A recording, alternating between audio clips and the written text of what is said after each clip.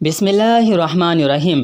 آئیے ہم سب جمعہ کی نماز پڑھنے کا لاجواب فائدہ جانتے ہیں۔ اللہ کے نبی جناب محمد رسول اللہ صلی اللہ علیہ وسلم نے فرمایا، جس نے جمعہ کے دن غسل کیا اور خوب اچھی طرح غسل کیا، پھر جمعہ کے لیے جلدی پیدل چل کر گیا اور امام کے قریب بیٹھ کر خطبہ سنا اور لغو و بیہودگی سے بچا، یعنی بیکار کی بات نہ کی، تو اسے ہر قدم کے بدلے 1 سال کے روزہ رکھنے کا ثواب ملے گا اور نماز پڑھنے کا ثواب ملے گا۔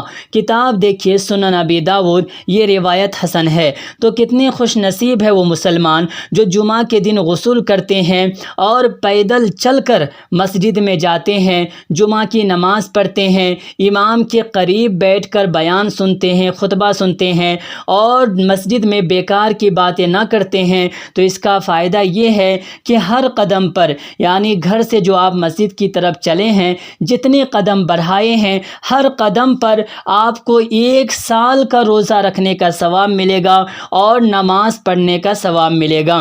کتاب دیکھیں سنن ابی داؤد، یہ روایت حسن ہے۔ آپ ہمارے چینل سے جڑے رہیں، ہو سکے تو ہمارے چینل کو سبسکرائب کر لیں تاکہ نئی آنے والی ویڈیو آپ تک جلد سے جلد پہنچ سکے۔